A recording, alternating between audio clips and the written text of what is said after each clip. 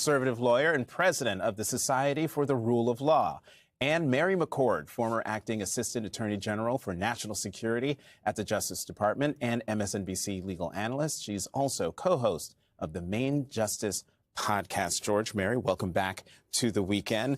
I am so itching to talk about a Trump Truth Social post about January 6th, but let's stick to what the former vice president was saying in response to Eugene about the rule of law. Let's play this sound from Tuesday when a very contentious Attorney General Pam Bondi responded to this question from Senator Amy Klobuchar. The president said, we can't delay any longer, Pam, using your name. Not bringing criminal charges are killing our reputation, his words, and credibility. And then goes on to tell you to prosecute a member of this committee, to prosecute the Attorney General of New York, and to prosecute James Comey. Do you consider that a directive to the Justice Department? Senator Klobuchar, President Trump is the most transparent president in American history. And I don't think he said anything that he hasn't said for years. George, you had to have known that I was setting this up for you.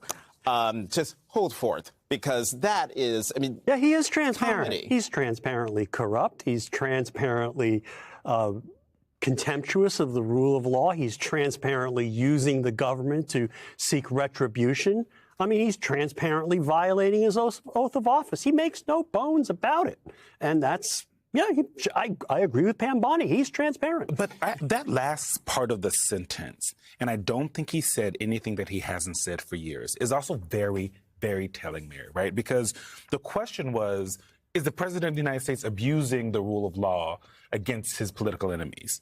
And I don't think he said anything he hasn't said for years, right? That is the attorney general of this country basically ceding the point. She didn't say that he wasn't doing it. Right. They accused him of doing it.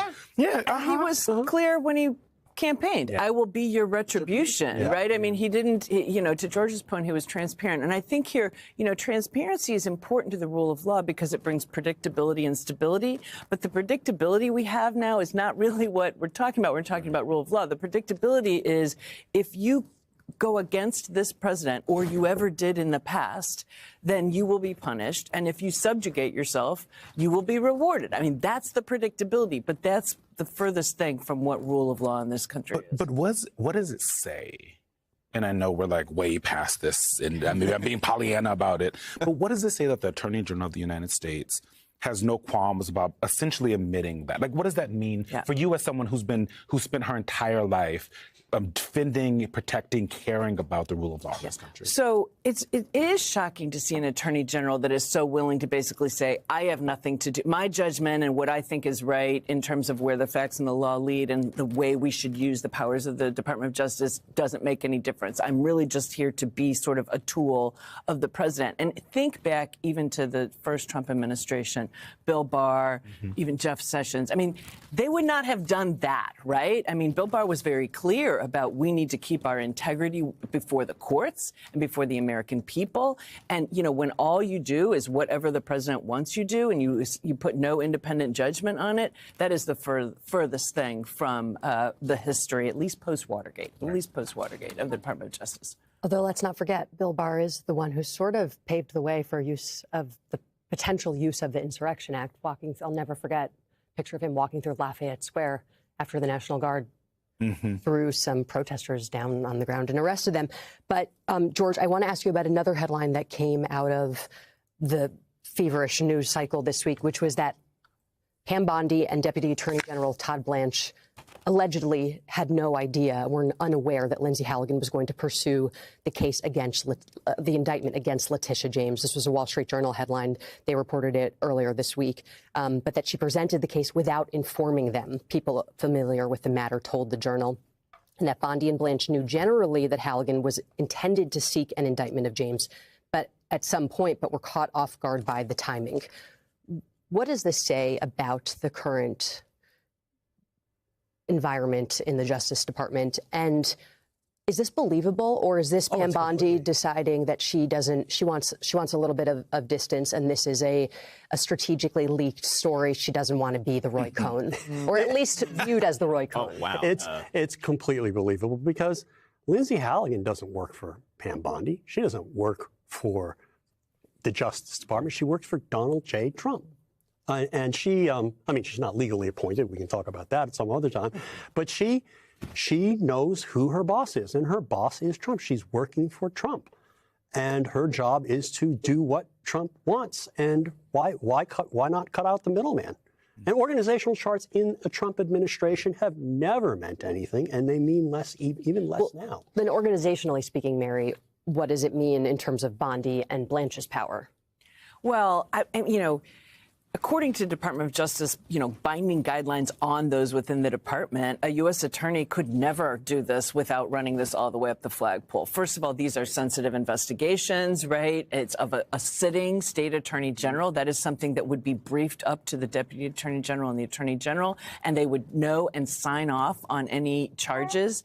And even if you hadn't done that part, there's something called urgent reports, which anytime you're about to take any covert action in any investigation, including ask a grand jury to return an indictment, you've got to run that up the flagpole. So this says she's completely sidestepping them, and I think George has it right. She works for one person. There's no oath to the Constitution here. There's oath to one man. So let's talk about that one man. You see how me and Jackie let him.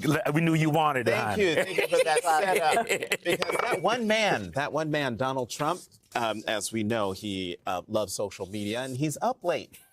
So at 12:38 this morning, he posted on Truth Social, quote, "The Biden FBI placed 274 agents into the crowd on January 6th. That's all in all caps. You see it on the screen. If this is so, which it is, a lot of very good people will be owed big apologies. What a scam. Do something. 3 exclamation points. President DJT." Now, Sleepy Joe wasn't so sleepy. He was able to do things before he even became president. He's a busy man. He's a busy man. America, why are we not talking about this man's mental acuity? I remember during all of President Biden's term, all people talked about was his mental acuity. Is he all there? The fumbles, the bumbles, Is he yeah. capable of being president of the United This States? is a president. We should not be used to this, George. this This is is nuts. This is nuts. He is nuts. We know this, okay? As you Look, said, Biden wasn't even president.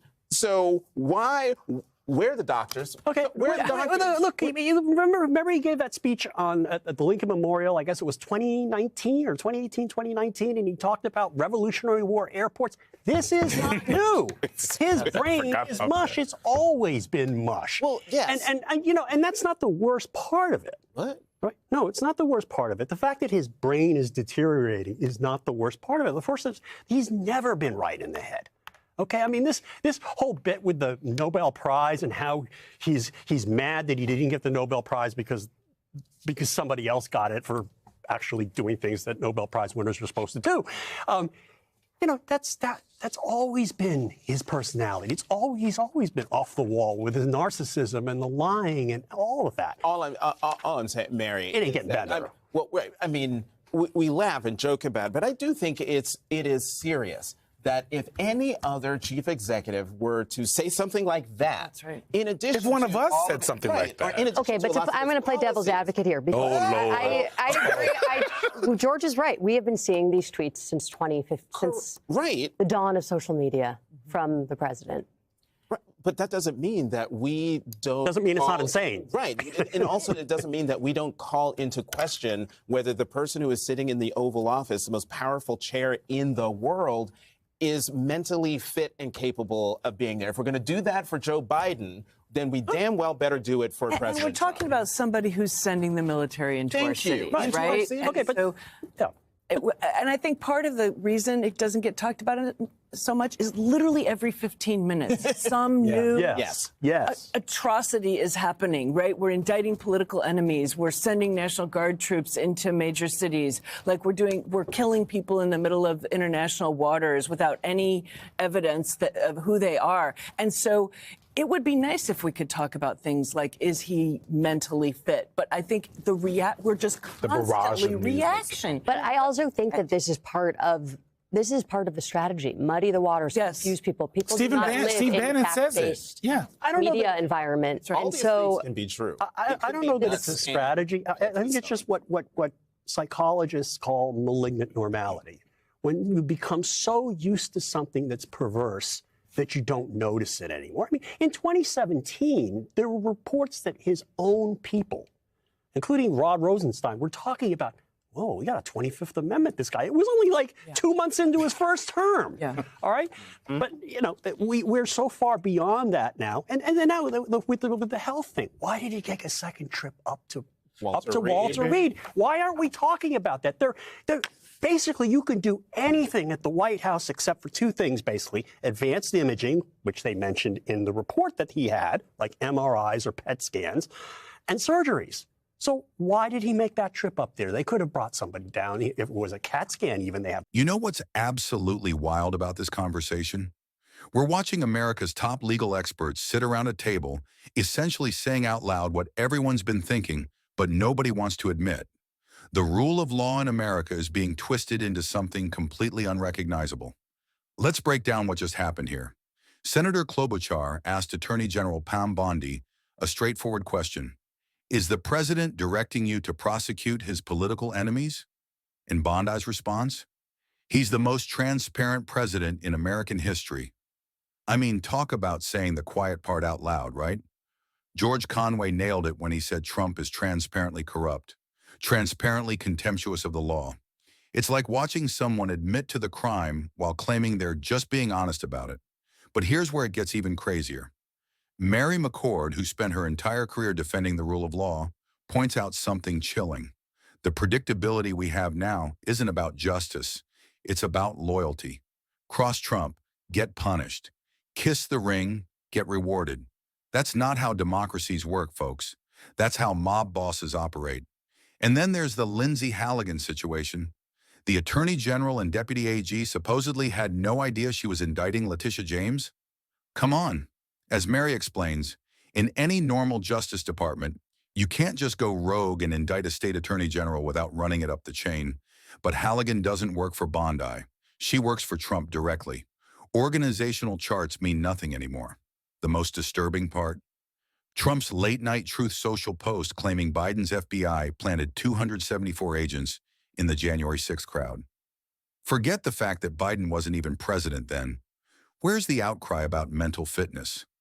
We spent years dissecting every Biden stumble, but Trump can post complete nonsense at 12:38 a.m., and it's just another Tuesday. Mary's right. Every 15 minutes brings a new crisis, a new outrage, and we've become numb to it. That's not strategy, that's malignant normality. We're watching democracy crumble in real time, and somehow we've gotten used to it.